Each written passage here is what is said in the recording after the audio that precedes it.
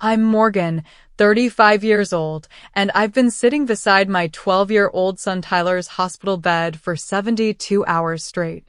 The accident destroyed his bike and left him unconscious in the ICU. My eyes were burning from lack of sleep when my phone rang. It was my mother. Tomorrow is your sister's birthday party. Make sure you help prepare. I couldn't believe what I was hearing. I can't. This isn't the time. Her response chilled me to the bone. If you don't come, I'll cut you off. I hung up and deleted her number. Where are you watching from today? Hit like and subscribe to hear what my son said when he finally woke up on the day of that party.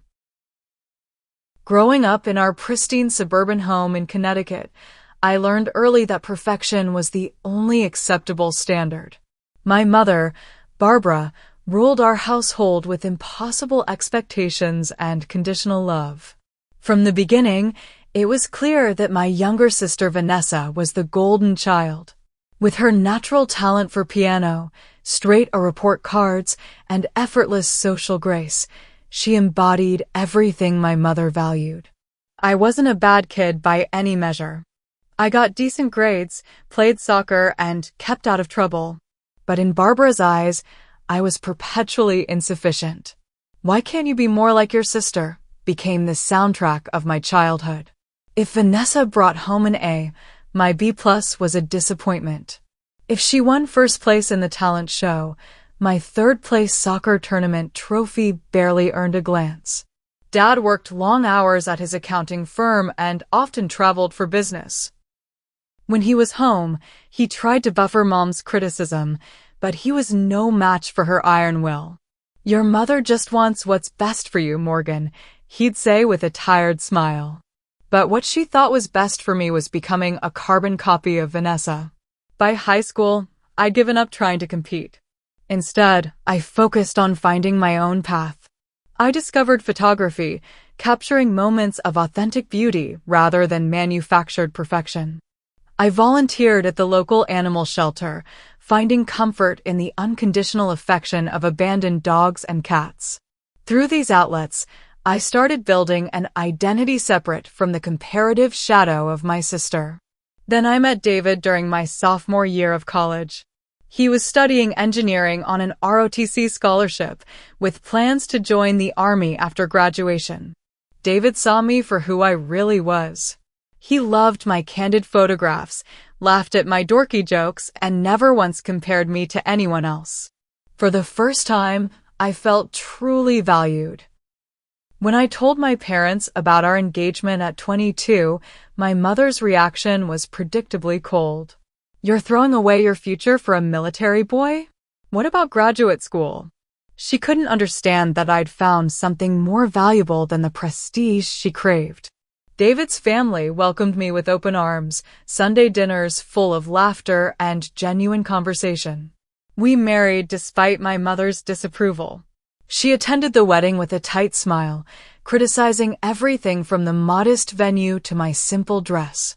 Dad slipped me an envelope with a check, whispering, "I'm proud of you, kiddo," when Mom wasn't looking. Tyler came along a year later, a perfect baby boy with David's curly hair and my green eyes. Even Barbara seemed to soften around him, though she couldn't resist suggestions about his care. You're holding him too much, Morgan. You'll spoil him. Or that pediatrician doesn't seem very experienced. You should see Dr. Roberts instead. For 7 years, we made it work. David deployed twice, and during those long months, I sometimes relied on my parents for help with Tyler. Each time, it came with strings attached and streams of criticism about my parenting, my career choices as a part-time photographer, and my cluttered apartment. Then came the day that shattered our world. 2 officers at my door, solemn faces, a folded flag. David wouldn't be coming home from Afghanistan. Just like that, I was a 29-year-old widow with a 5-year-old son who couldn't understand why Daddy wasn't answering his video calls anymore. Grief consumed me, but Tyler needed stability. I moved us to a smaller apartment, took a steady job as a school administrative assistant, and learned to be both mother and father to my bewildered little boy.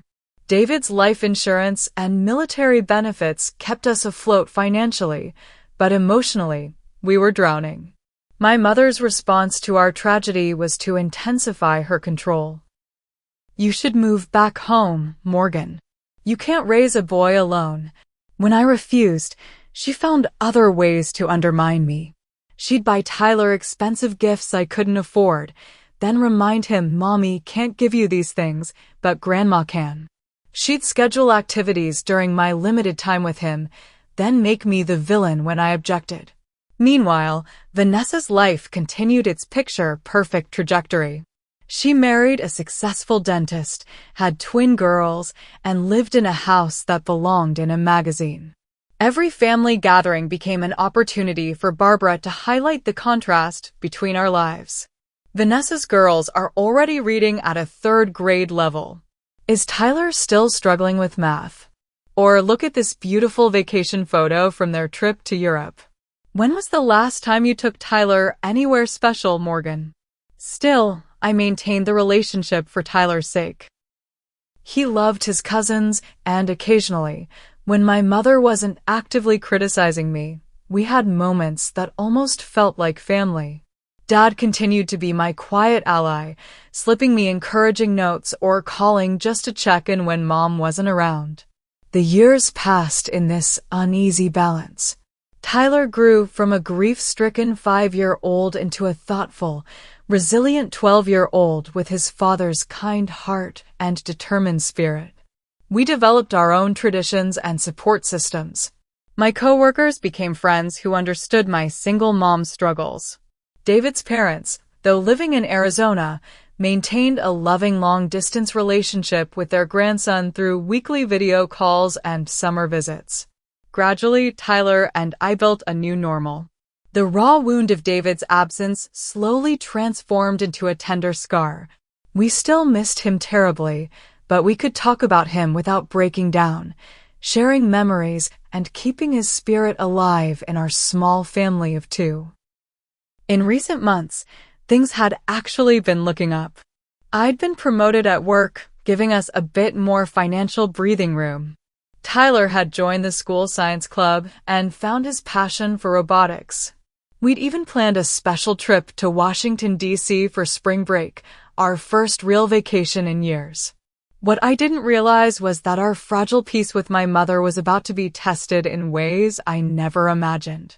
And when the moment of truth arrived, I would finally have to decide, would I continue the cycle of seeking approval I'd never receive, or would I find the courage to protect what mattered most, even at the cost of family ties? It was an ordinary Saturday morning, the kind that promised nothing more eventful than laundry, grocery shopping, and maybe a movie night. Tyler bounded into the kitchen vibrating with excitement about riding bikes with his friends. The weather was perfect, clear blue skies, and the first real warmth of spring after a long Connecticut winter. "Can I go to the bike trail with Jake and Marcus? Jake's dad is taking us. They'll pick me up in 30 minutes, Tyler asked, already halfway through a bowl of cereal. I glanced up from my coffee and grocery list. "Helmet and phone?" I asked, "Our standard safety check." "Yes, and yes," he replied, rolling his eyes with the particular exasperation only preteens can perfect. "I'm not a little kid anymore, Mom." I smiled, ruffling his hair as he ducked away. "Humor your overprotective mother. Be back by 4, okay? We need to shop for your science project supplies." "Deal." He finished his breakfast in record time, then darted off to get ready, all gangly limbs and boundless energy. I watched him pedal away with his friends from our apartment window, waving when he looked back. It was the last moment of our old life, though I didn't know it then. The call came at 11:27. An unfamiliar number, a woman's voice asking if I was Tyler Williams' mother. The world narrowed to a pinpoint as she explained there had been an accident. A car had swerved onto the bike trail. Tyler was being transported to Hartford Memorial. Critical condition. I don't remember driving to the hospital, I must have locked the apartment, found my keys, navigated traffic. But my next clear memory is running through automatic doors into the emergency department, gasping Tyler's name to the receptionist. He's already been taken to surgery, she told me gently. Let me page someone to update you. The surgical liaison who met me had kind eyes above her mask. She guided me to a private consultation room and explained in careful terms that seemed to come from very far away. Tyler had suffered severe head trauma, a broken femur, broken ribs, and internal bleeding. The neurosurgeon was working to relieve pressure on his brain. The orthopedic team would address his other injuries once he was stabilized. It would be several hours before they knew more. Is he going to die? I asked, my voice not sounding like my own. She didn't offer false reassurance. He's very seriously injured. The next 24 hours are critical. But he's young and was healthy before the accident. That's in his favor. She left me with paperwork to fill out, medical history questions swimming before my eyes. I called my father, barely coherent through my tears. He promised to come right away. Then I sat in the surgical waiting room, surrounded by other anxious families, and did the only thing I could do. I waited. Tyler was in surgery for 6 hours. 6 hours of pacing, crying silently, praying to a God I wasn't sure I still believed in after losing David. 6 hours of bargaining, promising anything if only my son would live. When the surgeon finally appeared, his face was grave. The operation had stopped the bleeding in Tyler's brain, but significant swelling remained. They'd placed him in a medically induced coma to give his brain time to heal. He was being transferred to the pediatric intensive care unit. I could see him soon, but I needed to prepare myself. There would be tubes, machines, bandages. He wouldn't look like the boy who had ridden away that morning. The next 48 hours will tell us a lot, the doctor said. I wish I could give you certainties, Ms. Williams, but head injuries are unpredictable. We just have to wait and see. My father arrived just as they were settling Tyler in the ICU. He wrapped his arms around me, and I broke down completely, sobbing against his shoulder like I hadn't done since I was a child. It's okay, Morgan, he whispered. You're not alone. When we were finally allowed in to see Tyler, the shock nearly brought me to my knees. My vibrant, energetic son lay motionless amid a tangle of tubes and wires. His head was partially shaved and bandaged. A ventilator breathed for him. Monitors beeped steadily, the only indication that he was still with us. His face, what I could see of it, was swollen and bruised beyond recognition. I approached his bedside cautiously, afraid to disturb any of the equipment keeping him alive. The nurse, Susan, gently guided me to the chair beside him. You can touch his hand, she said. Talk to him. Many coma patients can hear even if they can't respond. So I took his small hand in mine, careful of the foreline, and began to talk. I told him about the robot kit waiting for him at home. I reminisced about the Halloween when he insisted on being an engineer astronaut like his dad wanted to be. I promised him trips to every science museum in the country once he recovered. I kept talking even when my throat was raw, afraid that if I stopped, some tenuous connection between us might be lost. Dad stayed until evening, then reluctantly left to update my mother, who hadn't bothered to come.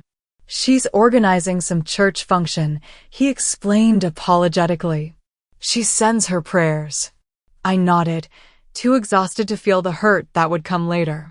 That first night established the pattern of the next 3 days. I refused to leave Tyler's side except for the briefest bathroom breaks. The ICU staff brought me blankets for the reclining chair, offered to arrange cot in the family room, but I couldn't bear to be away from him.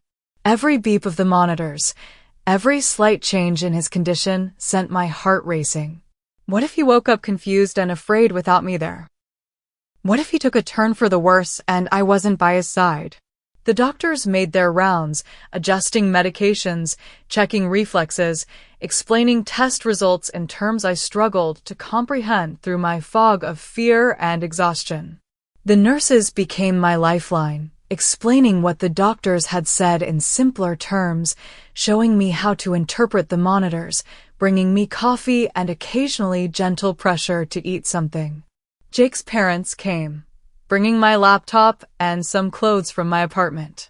Jake himself stood in the doorway, pale and shaken, unable to look directly at Tyler. "It's not your fault," I told him, though neither of us believed it yet. My coworkers organized a meal train, dropping off containers of food I barely touched.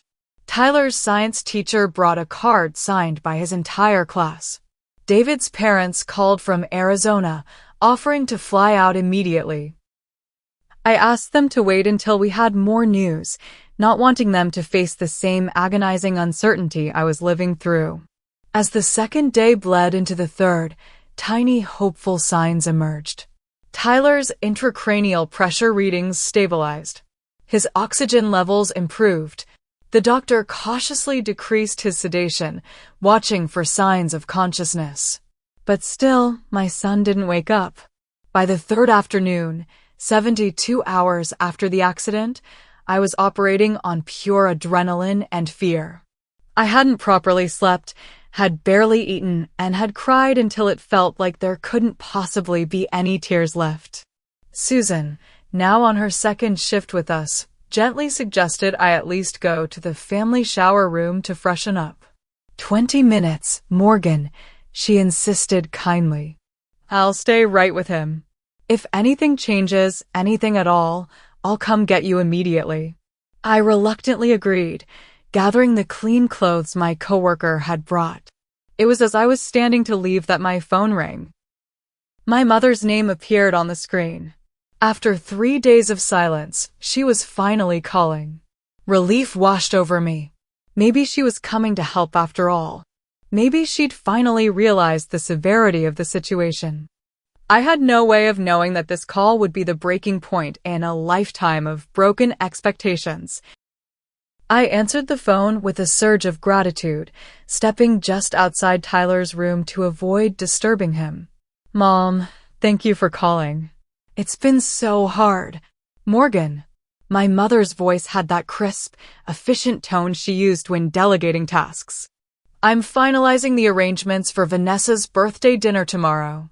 I need you to come over early to help prepare. Around 2 should work." For a moment, I thought I'd misheard her. Surely she couldn't be talking about a birthday party when her grandson was lying unconscious in intensive care. "Mom, I can't leave the hospital. Tyler is still in critical condition." I spoke slowly, thinking perhaps she didn't understand the gravity of the situation. "He hasn't woken up yet." "I understand that, Morgan," she replied with a hint of impatience. "But the doctors and nurses are taking care of him. There's nothing you can do by just sitting there, and this is important to your sister. Vanessa has been planning this dinner for months." The hallway seemed to tilt slightly as the full impact of her words hit me. 3 days of terror and exhaustion had worn my defenses thin, and I couldn't muster my usual placating response. "My son might be dying," I said, my voice rising despite my effort to stay calm. "Tyler, your grandson. He was hit by a car. He has brain swelling and internal injuries. I'm not leaving him to arrange finger sandwiches for Vanessa." "There's no need to be dramatic," my mother sniffed. "Tyler is getting the best medical care, and your constant hovering isn't going to change his condition. Family obligations don't disappear just because you're facing challenges." "Challenges?" I repeated incredulously. "This isn't a flat tire or a broken dishwasher, Mom. My son is fighting for his life, and he will continue to do so whether you're sitting in that depressing hospital or not," she countered. "Meanwhile, your sister will be devastated if you miss her birthday. You know how sensitive she is." The familiar guilt tactics washed over me. All my life, I'd been conditioned to put Vanessa's feelings above my own, to make allowances for her sensitivity, while my own pain was dismissed as overreaction. But this wasn't about me anymore. This was about Tyler. "I'm sorry Vanessa will be disappointed," I said, struggling to keep my voice steady. "But I need to be here for my son, Morgan Williams." My mother's voice took on the steely tone that had intimidated me since childhood. "After everything your father and I have done for you, especially since David died, this is how you repay us? Do you know how it will look if you're not there? What will I tell our friends from church?" A nurse passed by, giving me a concerned glance. I realized I was trembling, my free hand clenched into a fist at my side. The mention of David, used as a manipulation tactic, ignited something inside me that 3 days of fear had compressed into a diamond-hard resolve. "What exactly have you done for me since David died, Mom?" I asked quietly. "Criticized my parenting? Undermined my decisions? Used your financial advantages to make Tyler feel the lack in our life? Tell me, what support have you actually provided that didn't come with strings attached?" "How dare you?" she gasped. "We've given you money when you needed it. We've included you in family gatherings despite your constant attitude. We've maintained our relationship with Tyler even though you moved him across town away from us." Each accusation landed like a physical blow, but instead of cowering as I normally would, I found myself standing straighter. "I moved across town because I found an apartment I could afford near a good school. I've never had an attitude about family gatherings. I've simply asked that you respect my work schedule and Tyler's activities. And yes, you've given us money occasionally, always with the reminder of how desperately we need it and how fortunate we are to have your charity."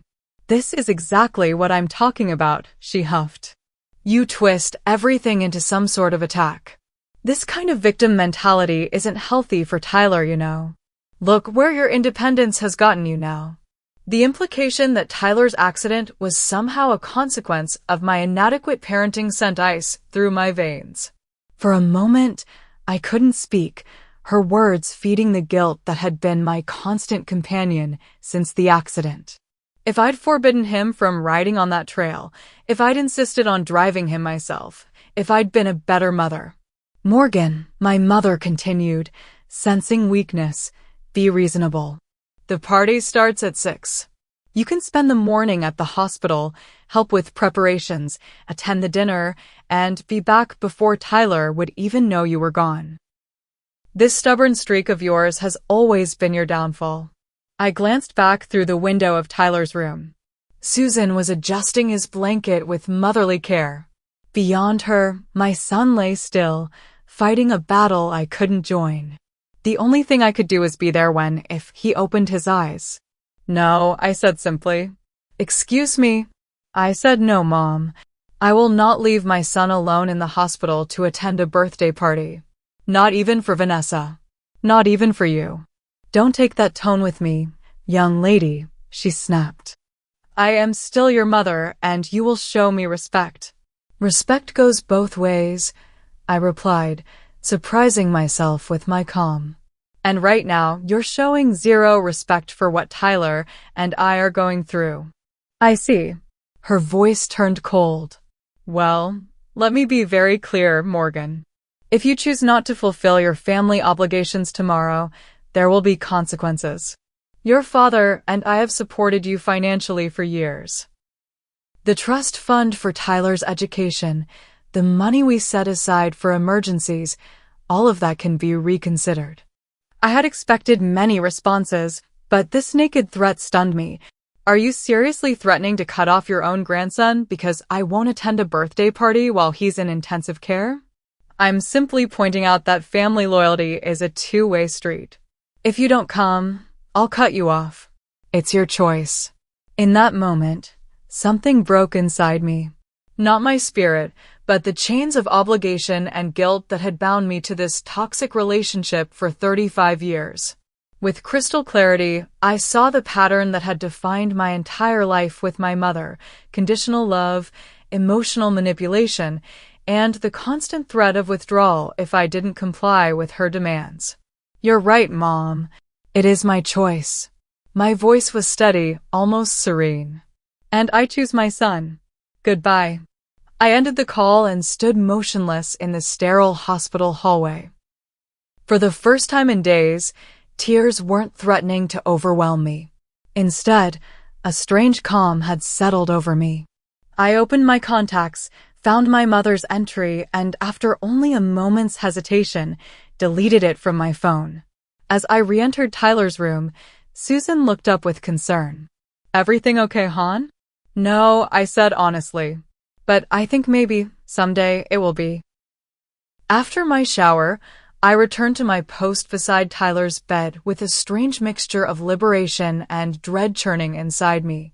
The immediate aftermath of cutting ties with my mother left me almost lightheaded, as if I'd put down a burden I'd been carrying so long I'd forgotten what it felt like to stand straight.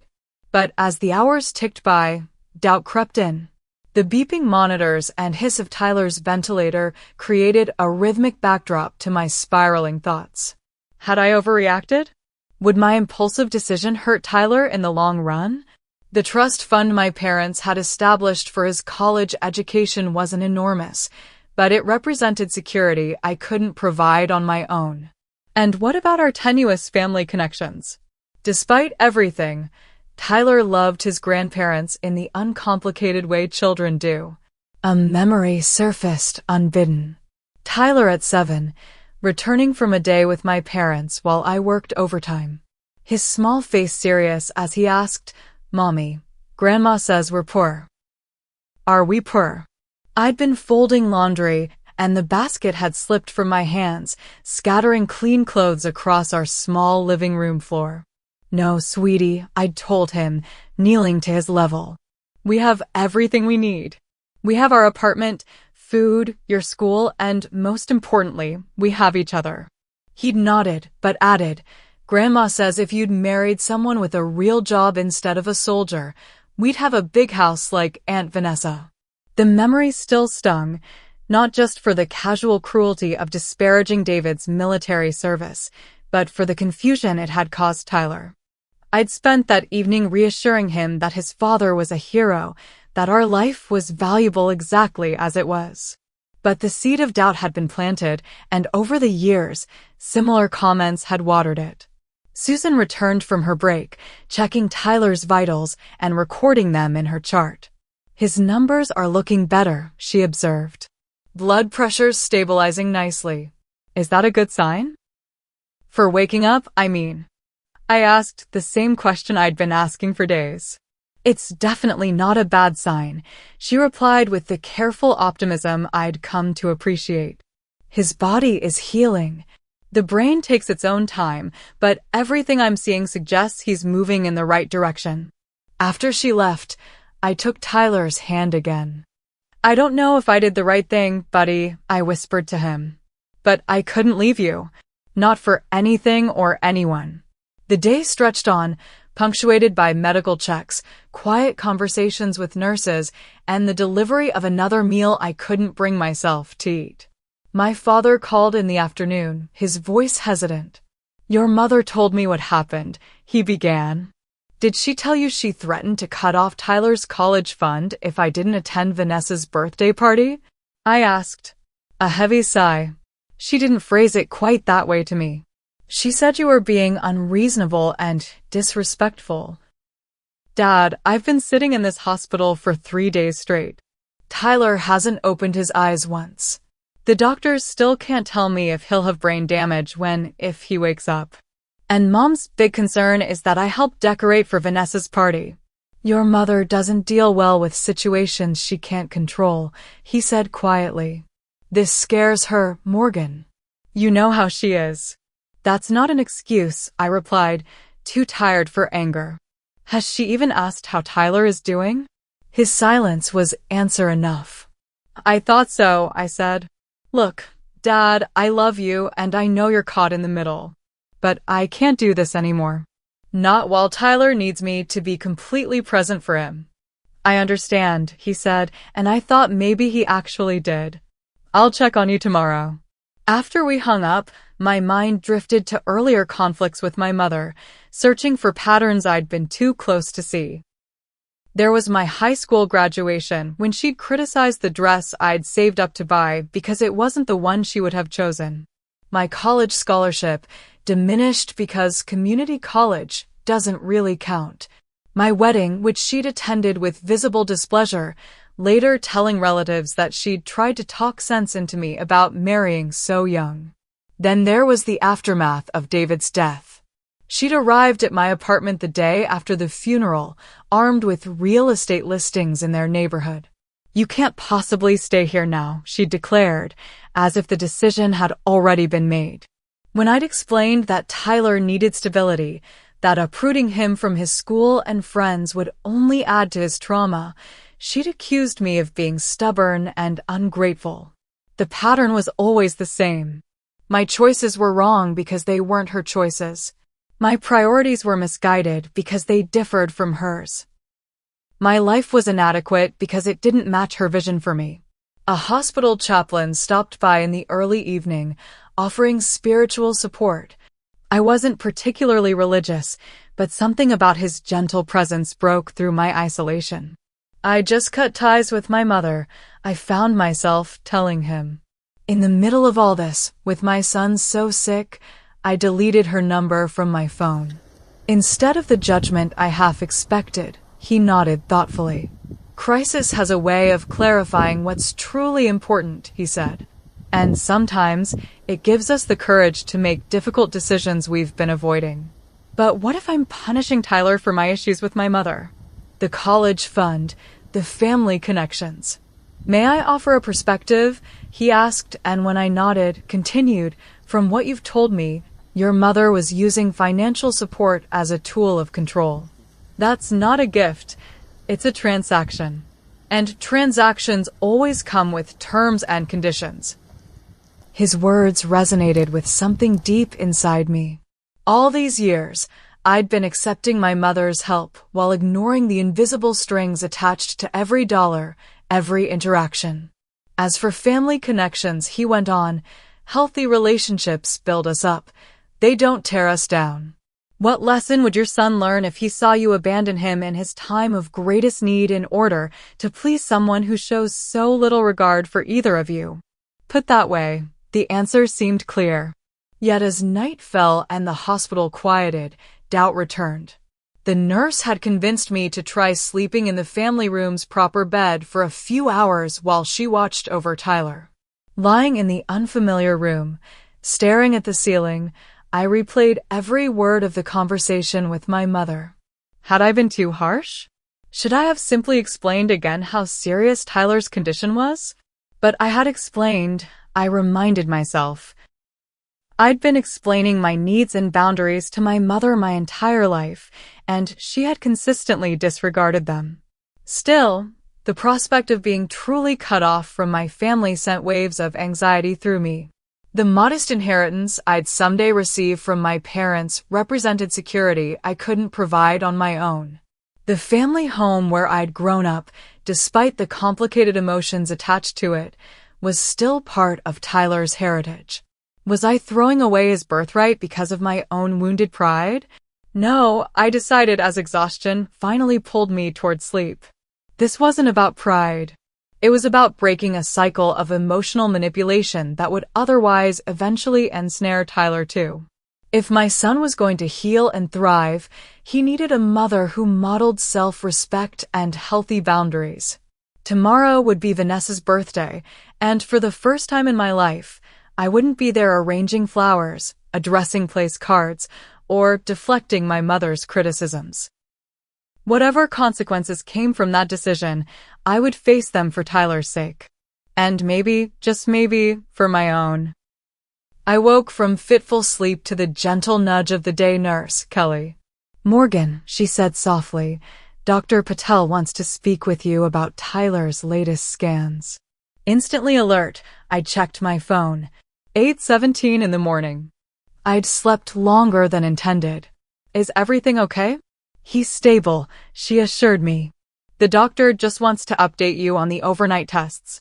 I splashed water on my face, ran a brush through my tangled hair, and hurried back to Tyler's room.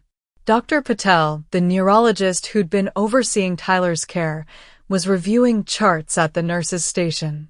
"Ms. Williams," he greeted me with his quiet confidence. "We've got the results from Tyler's overnight EEG and the follow-up CT scan." My heart hammered as he continued, "The good news is that the intracranial pressure has continued to decrease. The swelling is resolving more quickly than we anticipated." "And the bad news?" I asked, bracing myself. "Not bad news, exactly, but reason for continued caution. We're not seeing the level of brain activity we'd hoped for at this stage. It doesn't mean he won't wake up, but it suggests we need to be patient." Patient. The word echoed hollowly. How much more patient could I be? What's the next step? "We're going to start gradually reducing the sedation today. If all goes well, we might be able to attempt removing the ventilator tomorrow or the day after." As we discussed details, my phone buzzed in my pocket. A text from Vanessa. "Mom says you're not coming today. I know Tyler is sick, but it's just a few hours. You could at least send a gift." I stared at the screen, momentarily speechless. Just sick. As if my son had a cold or a sprained ankle. I silenced the phone without responding and refocused on Dr. Patel's instructions. Throughout the morning, the texts kept coming. "Aunt Judith, your mother is beside herself. Family should come first. Cousin Rachel, everyone's asking where you are. So awkward. Uncle Steve. Your sister only turns 30 once, kiddo." Each message twisted the knife, not because they made me doubt my decision, but because they revealed how completely my family misunderstood or minimized what Tyler and I were going through. Not one of them asked how Tyler was doing. Not one expressed genuine concern for his condition or offered support. Around noon, as I was helping the physical therapist move Tyler's limbs to prevent muscle atrophy, my phone rang. My father. "How is he today?" he asked, background noise suggesting he was in the car. "About the same," I replied. "They're reducing his sedation gradually. We're hoping for signs of consciousness soon." "That's good," he said, sounding distracted. "Listen, Morgan, I'm driving your mother and Vanessa to pick up the cake. Is there any chance you've reconsidered? Even for an hour?" Something in me snapped. "No, Dad. I haven't reconsidered. I'm not leaving my critically injured child alone in the hospital to celebrate Vanessa's birthday. The fact that anyone in this family thinks I should is absolutely insane." "You don't need to take that tone," he said, his voice hardening. "Your mother is very upset." "My mother is always upset when she doesn't get her way," I replied. "Meanwhile, I'm terrified my son might never wake up, and not one person in this family besides you has even asked how he's doing." "That's not fair, Morgan. We're all concerned about Tyler." "Are you?" "Because from where I'm sitting, it seems like Vanessa's birthday cake is the top priority." He sighed heavily. "I'll try to come by the hospital later." "Don't bother if it's going to cause problems with Mom," I said, suddenly too exhausted for this conversation. "Just enjoy the party." After we hung up, I turned my phone off completely. The stream of guilt-inducing messages was interfering with my ability to focus on Tyler, and right now, he needed me present and clear-headed. The afternoon crawled by as the medical team gradually adjusted Tyler's medications. I watched obsessively for any sign of response, a twitch of fingers, a flicker of eyelids, anything to indicate he was coming back to me. But hour after hour, he remained still. Dr. Patel returned in the late afternoon, examining Tyler thoroughly and reviewing the latest vital signs. "His body is responding well to the medication changes," he noted. "Remember, this is a marathon, not a sprint. Each patient follows their own timeline." As he was leaving, he paused in the doorway. "Ms. Williams, forgive me if this is overstepping, but Nurse Susan mentioned you've been here continuously for 4 days now." "I can't leave him," I said simply. "I understand that instinct completely," he replied. But as a doctor, I need to point out that exhaustion compromises your immune system and cognitive function. You won't be able to support Tyler effectively if you collapse. What would you do? I asked. If it was your child? His professional demeanor softened slightly. I'd probably do exactly what you're doing, he admitted. But I'd also recognize that taking care of myself is part of taking care of my child. Short breaks, proper meals, even brief walks outside the hospital, these things aren't abandonment. They're necessary maintenance. His words reminded me of airline safety instructions. Put on your own oxygen mask before helping others. I'll try, I promised, though the thought of leaving Tyler still filled me with anxiety. There's something else, he added hesitantly. Family conflicts often intensify during medical crises. Whatever's happening with your relatives, don't let it consume the emotional energy Tyler needs from you right now. I nodded, struck by his insight. Thank you. After he left, I sat with his advice, recognizing its wisdom. The conflict with my mother had been building for decades.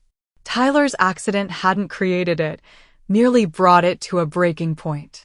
And now I needed to set it aside to focus completely on my son's recovery.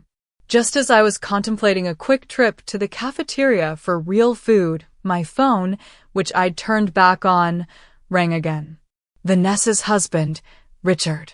Morgan, he began without preamble, this has gone far enough. Your sister is in tears. Your mother is having one of her migraines. You've ruined the entire day. Richard, my son is in a coma, I said, keeping my voice low despite the anger bubbling up. I'm sorry Vanessa is upset, but my priority has to be Tyler right now. Look, no one's saying Tyler isn't important, he replied with the condescending tone he typically reserved for discussions about my financial situation.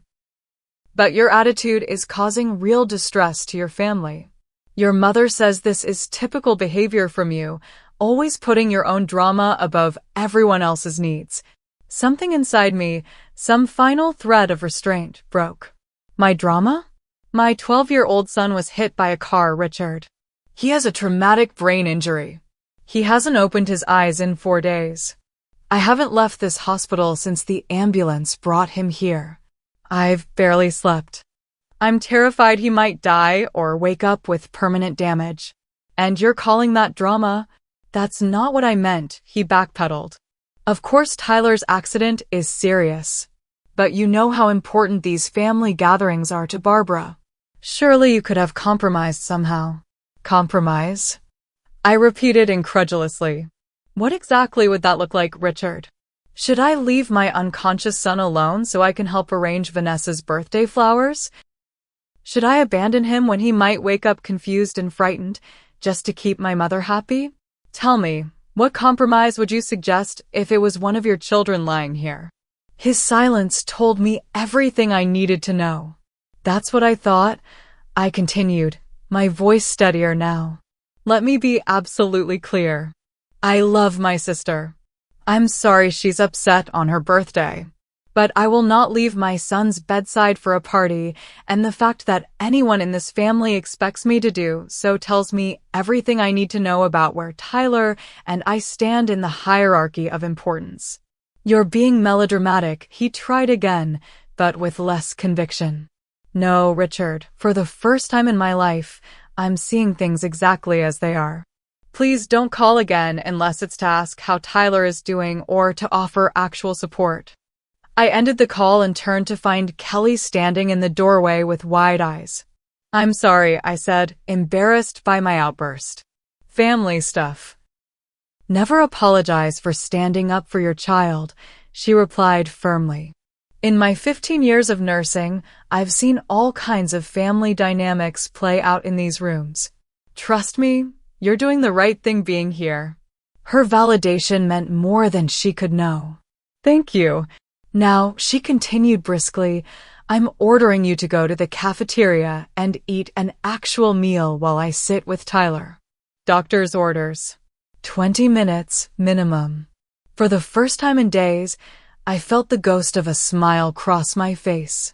Yes, ma'am. The hospital cafeteria was relatively quiet at 5 in the afternoon between the lunch and dinner rushes. I selected a sandwich and soup, then sat by a window overlooking the parking lot. Outside, life continued normally. People came and went, completely unaware that my entire world was contained in a small ICU room 4 floors above. As I ate mechanically, I checked the time. 5:20. Vanessa's party would be starting soon. For a moment, I pictured the familiar scene. My mother's immaculate dining room, the table set with her best china, Vanessa holding court as the guest of honor. For the first time in my adult life, I wouldn't be there in my assigned supporting role. Strange as it seemed, amid all the fear and exhaustion, I felt an unfamiliar sense of peace about that decision. The oxygen mask metaphor came back to me. By refusing to abandon Tyler, I wasn't just caring for him. I was finally putting on my own mask first after years of oxygen deprivation.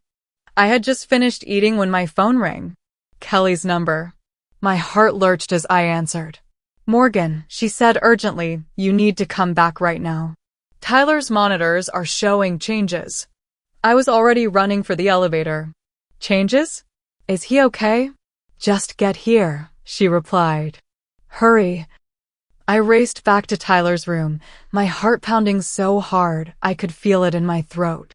The elevator seemed agonizingly slow, stopping at every floor despite my frantic button pressing. When it finally reached the pediatric ICU, I sprinted down the hallway, dodging a meal cart and nearly colliding with an orderly. Outside Tyler's room, I paused for a split second, terrified of what I might find inside. Had he taken a turn for the worse? Was this the moment I'd been dreading, when the doctors would tell me they'd done everything they could? Drawing a deep breath, I pushed open the door. Kelly was bent over Tyler's bed, adjusting something on one of the monitors. She looked up as I entered, her expression unreadable. "His EEG patterns changed," she said. I called Dr. Patel. "He's on his way." "What does that mean?" I asked, moving to Tyler's side. He looked the same, still and pale among the tubes and wires. "Is it bad?" "Not necessarily," she replied cautiously. "There's increased brain activity. It could be a positive sign." I took Tyler's hand, careful of the foreline. "Tyler? Sweetheart, it's Mom. I'm here." My voice broke slightly. "If you can hear me, try to squeeze my hand." Nothing. Just the steady beep of the heart monitor, the rhythmic whoosh of the ventilator. Dr. Patel arrived minutes later, reviewing the EEG readouts with focused intensity. "This is interesting," he murmured, mostly to himself. He performed a quick neurological exam, checking Tyler's pupil response, testing basic reflexes. "Ms. Williams," he said finally, "there are definite changes in Tyler's brain activity patterns. We're seeing waves consistent with lighter states of unconsciousness." "He's waking up?" I hardly dared to hope. "Let's not get ahead of ourselves," he cautioned. "But this is a positive development. I'm going to order a reduction in his sedation. If he continues to progress, we might see more responsiveness in the coming hours." "Hours?" I repeated, clinging to the word. "Potentially," he nodded. "But I want to emphasize that emerging from a coma isn't like waking up from sleep. It's usually a gradual process with ups and downs. Try to manage your expectations." After he left, I resumed my vigil beside Tyler, talking to him continuously, telling him about the robot kits waiting at home, promising trips to the Science Museum, anything to give him a connection to follow back to consciousness. The light outside faded as evening settled in. Vanessa's party would be in full swing now, I thought absently. The gifts would have been opened, the cake cut. For the first time in my life, I'd chosen my own path instead of the one my mother had prescribed, and despite everything, it felt right. Around 8:30, as Kelly was performing her hourly check of Tyler's vitals, I noticed a slight movement. His fingers twitched against mine. "Did you see that?" I gasped. Kelly immediately checked the monitors. His heart rate's up slightly, she noted. Tyler? Can you hear me? Another twitch, this time accompanied by a slight furrow of his brow. I leaned closer, hardly daring to breathe. Tyler? Sweetheart, it's Mom. You're in the hospital. You're safe. His eyelids fluttered. Just a quick movement, but unmistakable. I'll get Dr. Patel, Kelly said, already reaching for the phone. The next 45 minutes passed in a blur of medical personnel, tests, and cautious optimism. Tyler's eyes fluttered several more times. His hand definitely squeezed mine, weakly but purposefully. The ventilator, which had been breathing for him since the accident, registered his attempts to initiate breaths on his own. These are all excellent signs, Dr. Patel assured me. He's fighting his way back. By 10 o'clock, the room had quieted again. The night shift nurse, Marcus, had taken over from Kelly, continuing the reduced sedation protocol Dr. Patel had ordered. I sat holding Tyler's hand, afraid to look away for even a moment lest I miss some new sign of awakening. It happened during a moment of perfect stillness. One moment Tyler was motionless, the next his eyes opened. Not a flutter, not a momentary glimpse, but a sustained gaze, unfocused at first, then gradually settling on my face. Tyler, I whispered, tears immediately spilling down my cheeks. Can you hear me? He blinked slowly, confusion evident in his expression. The ventilator tube prevented him from speaking, but his eyes tracked my movement as I leaned closer. You're in the hospital, sweetheart. There was an accident, but you're going to be okay. I'm right here. His hand tightened weakly around mine. Marcus noticed the change and immediately came to check the monitors. Well, hello there, young man, he said with a warm smile. You've been keeping us on our toes. The next several minutes were a flurry of activity as Marcus paged Dr. Patel and performed a quick neurological assessment. Tyler remained awake, his eyes sometimes drifting closed with exhaustion, but reopening when we spoke to him. He seemed to understand simple instructions, squeezing hands on command and tracking movements with his eyes. Don't try to talk with the tube in, Marcus explained to Tyler. The doctor will evaluate whether we can remove it soon. Just rest and let your body heal. When Dr. Patel arrived, his face broke into the first genuine smile I'd seen from him. This is excellent, he said after examining Tyler. He's showing good neurological responses. If he continues to improve overnight, we can consider extubation tomorrow morning. After the doctor left, I sat beside Tyler, overwhelmed with relief. Mom, don't cry, Tyler mouthed around the ventilator tube, his eyes concerned despite his own condition. I laughed through my tears, stroking his hair gently. These are happy tears, buddy. I'm just so glad to see those eyes open. He drifted in and out of consciousness over the next few hours, each awakening slightly longer and more alert than the last. During one lucid period, he mouthed a question I couldn't quite interpret. Grandma? Marcus suggested, more experienced at reading lips around ventilator tubes. Tyler nodded slightly, wincing at the movement. Grandma and Grandpa know you're here, I told him, sidestepping the full truth. Everyone's been very worried about you. He seemed satisfied with that answer, his eyes drifting closed again. I exchanged a glance with Marcus, who gave me an understanding nod. The full complexity of family dynamics could wait until Tyler was stronger. By morning, Tyler's improvement was remarkable. He was consistently awake for longer periods, responsive to questions, and showing good neurological function. Dr. Patel decided to remove the ventilator, a procedure that left Tyler with a sore throat but finally able to speak in a raspy whisper. Water was his first spoken request, followed by a weak but unmistakable hungry. Small victories that brought fresh tears to my eyes. The doctor cautioned that we still had a long road ahead. Tyler's broken bones would need time to heal, and we wouldn't know if there were any cognitive effects from the brain injury until he was further along in recovery. But for now, the simple fact of his awakening, his recognition, his basic needs, felt like miracles. I was helping Tyler sip water through a straw when the door to his room swung open without a knock. My mother strode in, followed closely by Vanessa. The sight of them froze me in place, the water cup suspended halfway to Tyler's lips. "There you are," my mother said, as if I'd been deliberately hiding. "We've been trying to reach you for hours." I set the cup down carefully, acutely aware of Tyler watching the interaction. "I turned my phone off last night," I said quietly.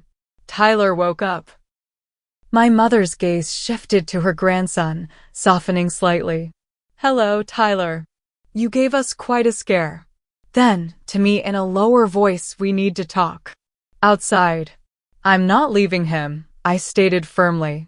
"It's okay, Mom," Tyler whispered, his voice still raw from the ventilator. "I'm okay." Reluctantly, I stepped just outside the door with my mother and sister, positioning myself so I could still see Tyler through the window. "Your behavior yesterday was completely unacceptable," my mother began without preamble. "Vanessa's birthday was ruined.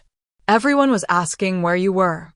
"My son was in a coma," I replied, keeping my voice level with effort. "And now he's awake," she countered. So all that drama about not being able to leave his side was clearly excessive. "You could have attended the party for an hour." The casual dismissal of Tyler's critical condition and my vigil beside him left me momentarily speechless. Vanessa stepped into the breach, her expression a practiced blend of concern and reproach. "We understand you were worried, Morgan, but family obligations don't just disappear because of a crisis. We rescheduled the photographer because you weren't there for the family portrait." "A photographer?" I repeated slowly, the absurdity of their priorities suddenly crystal clear. "My son nearly died, and you're upset about a photo opportunity." "Don't be so melodramatic," my mother scoffed. "The doctors were taking care of him. Your presence wasn't medically necessary." Something inside me shifted, like tectonic plates finding a new arrangement. The old familiar guilt and need for approval were still there, but they'd been displaced by something stronger, the fierce, protective love of a mother who had nearly lost her child. "Let me be very clear," I said, my voice steady despite the anger coursing through me. "Tyler woke up last night, not because of medical intervention, but because he was fighting his way back." He opened his eyes and saw me, his mother, beside him where I had promised to be. Not at a birthday party, not posing for photos, but right where he needed me. "Morgan Williams, don't you take that tone with me," my mother warned, drawing herself up to her full height. "After everything your father and I have done for you and Tyler, this is the gratitude we get? The disrespect." "What exactly have you done, Mom?" I asked, surprising myself with my calm. "You've criticized my parenting, undermined my decisions, used money as a weapon, and now, when my child is seriously injured, your biggest concern is that I missed a party. So please, tell me what gratitude you feel entitled to." Vanessa gasped at my unprecedented defiance. My mother's face hardened into the expression I'd feared my entire life, the look that preceded punishment, withdrawal, cold silence. "I see you've made your choice," she said icily. "Don't expect any further financial support from us. The trust fund, the inheritance, all of it will be reconsidered." "I expected nothing less," I replied, the words bringing a strange liberation. "Now, if you want to see Tyler, you can come in one at a time, be positive and supportive, and stay no more than 5 minutes. He's still recovering and doesn't need stress. You can't dictate the terms of our relationship with our grandson," my mother sputtered. "Actually, I can and I will. I'm his mother and his legal guardian. If you can't respect these boundaries, I'll ask security to escort you out." For a moment, I thought she might actually strike me. Instead, she turned on her heel and stalked toward Tyler's room. I quickly stepped in front of her. One more thing. He doesn't know about our conflict, and this isn't the time to burden him with it. If you say one word to upset him, you will never see him again. The absolute certainty in my voice must have convinced her I meant it. She nodded stiffly and entered the room, transforming instantly into the doting grandmother role she played so well for audiences. I stayed by the door, watching like a hawk as she spoke softly to Tyler, patting his hand and telling him how worried we all had been. Tyler, still weak and groggy, seemed confused by her presence, but managed small responses to her questions. After exactly 5 minutes, I stepped forward. Tyler needs to rest now. My mother straightened, the pleasant mask slipping slightly. I've hardly had any time with him. 5 minutes, as we agreed, I replied firmly. You can visit again tomorrow if Tyler feels up to it. She gathered her designer purse, leaning down to kiss Tyler's forehead. Grandma will be back soon, sweetheart. You focus on getting better. After she stepped out, Vanessa took her turn, clearly uncomfortable with the tension, but making an effort to be cheerful for Tyler's benefit. She showed him pictures of his cousins on her phone and promised to bring them to visit when he was stronger. When both had left, I returned to Tyler's side, emotionally drained but resolute. You okay, buddy? He nodded slightly, then whispered, Were you fighting? About the party. I considered how to answer, balancing honesty with his fragile condition. We had a disagreement, I admitted. Grandma wanted me to go to Aunt Vanessa's birthday yesterday, but I needed to be here with you. His eyes, so much like his father's, studied my face. You stayed with me the whole time? Every minute, I promised. And I'm not going anywhere. He seemed to process this, then whispered something so quietly I had to lean closer to hear. You were right to stay with me. In that moment, as tears blurred my vision, I knew with absolute certainty that I had made the right choice. Not just for Tyler, but for both of us. The weeks following Tyler's awakening unfolded in a blur of medical assessments, physical therapy sessions, and small but significant victories. The first time he sat up without assistance. The day he took 3 steps with a walker. The morning he correctly solved a simple math problem, proving his cognitive functions were returning. Dr. Patel continued to caution that recovery from traumatic brain injury was rarely a straight line, and indeed, we faced setbacks along with progress. Tyler struggled with short-term memory issues, tiring easily during cognitive tasks. Headaches plagued him, sometimes mild, sometimes debilitating. The broken femur required a second surgery when it wasn't healing properly. Through it all, we found strength I hadn't known we possessed.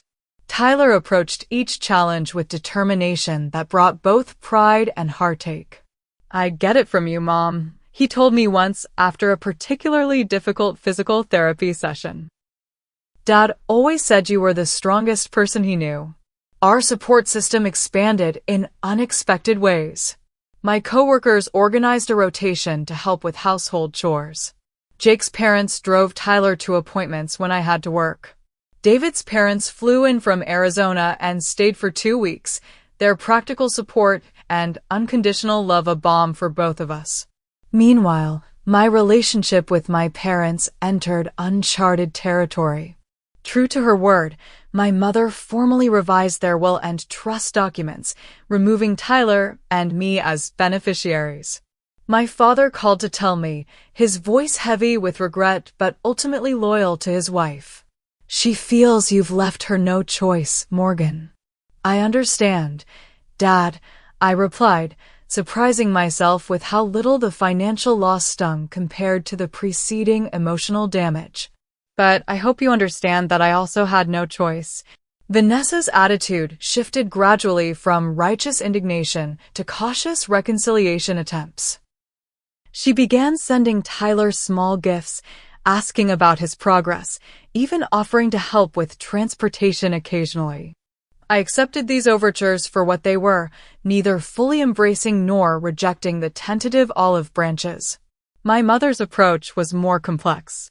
She alternated between icy silence and occasional visits to Tyler that were all performance, no substance. She brought expensive presents I couldn't afford, reinforcing the disparity in our financial situations. She asked about his medical care with barely concealed criticism of my decisions. Each interaction left me emotionally depleted, but increasingly certain of the boundaries I needed to maintain. 3 months after the accident, Tyler was finally cleared to return to school part-time. His homecoming teacher worked with us to create a modified schedule that accommodated his continuing recovery. His friends, awkward at first around his new limitations, gradually relaxed as Tyler's personality re-emerged through the trauma.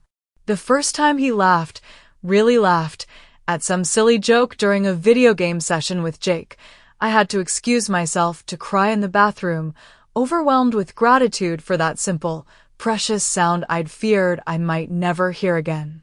6 months post-accident, we established a new normal. Tyler walked with only a slight limp that the physical therapist assured us would likely disappear with continued exercises. His academic performance had nearly returned to pre-accident levels, though he still required extra time for tests and assignments. The headaches came less frequently, manageable with medication when they did occur. Throughout this period of recovery, I maintained the boundaries I'd established with my family. My mother's letters, filled with thinly veiled guilt trips and passive-aggressive jabs, were returned unopened.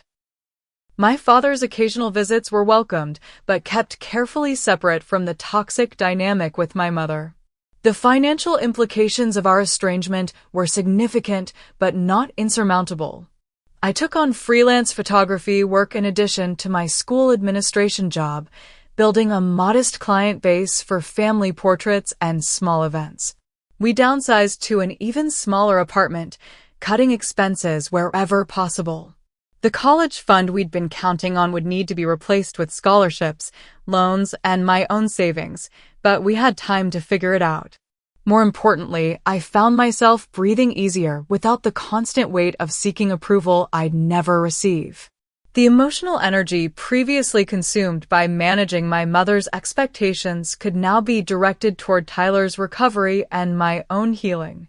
1 year after the accident, we celebrated Tyler's 13th birthday with a small gathering of the people who'd supported us through our darkest days. My coworkers brought a homemade cake.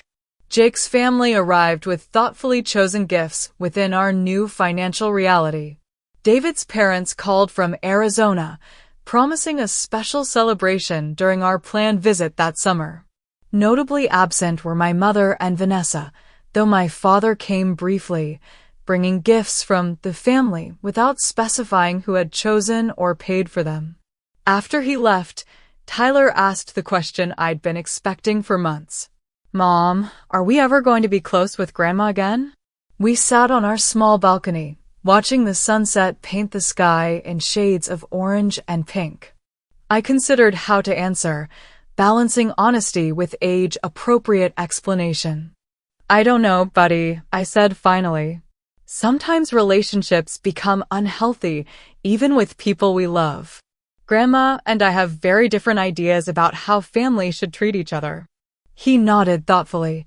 "She always made you sad, even before my accident."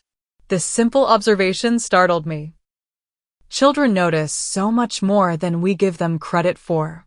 Yes, she did. But I kept trying because I thought that's what families were supposed to do. "But not anymore," he prompted. "I've learned that real family supports you without conditions," I explained. "They show up when you need them most. They respect your choices even when they disagree. And sometimes, the family we choose is more reliable than the family we're born into." He considered this, absently rubbing the scar on his arm from one of his surgeries. "Like Jake's parents bringing me to therapy when you had to work? Or your friends from school bringing dinner every night that first month?" "Exactly like that," I smiled. Those actions show real love, not just words. Dad would be proud of you, Tyler said suddenly. For being brave and standing up for yourself. For taking care of me. The unexpected statement brought tears to my eyes. I think he'd be even more proud of you, Tyler. The way you fought to recover, how hard you've worked, how brave you've been through all of this. We sat in comfortable silence for a few minutes before Tyler spoke again. I don't need Grandma's money for college. I'm going to get scholarships. And maybe I can work while I study like Dad did. His resilience and determination never failed to amaze me. That's the plan, I agreed. And we have 5 years to figure it out. We'll make it work, just like we always do. As the sky darkened and stars began to appear, I reflected on how far we'd come from those terrifying days in the ICU. The path had not been easy, and we still faced challenges ahead. But we had found strength neither of us knew we possessed, built a support network based on genuine care rather than obligation, and learned that sometimes setting boundaries, even painful ones, was an act of self-preservation rather than selfishness. Tyler's accident had nearly broken me. My mother's ultimatum had forced me to choose between generational patterns of emotional manipulation and my own well-being. In choosing myself and my son, I had finally broken free from the chains of conditional love and approval seeking that had defined my entire life. The trust fund was gone. The inheritance would never materialize. The family connections were strained or severed. But in their place, we had built something more valuable, authentic relationships, self-respect, and the knowledge that we could weather even the most devastating storms together. As Tyler dozed against my shoulder, exhausted from the day's celebration but content, I whispered the truth that had emerged from our ordeal. Sometimes the hardest choice is the right one, and the heaviest things to let go of are the ones weighing us down the most. Where would you draw the line between family obligation and self-preservation? Have you ever had to make a difficult choice to protect your mental health or your child's well-being? Please share your thoughts in the comments below, and if this story resonated with you, hit that like button and subscribe for more real-life experiences. Thank you for being part of this journey with me, and remember that sometimes the family we choose is the one that truly supports us through our darkest moments.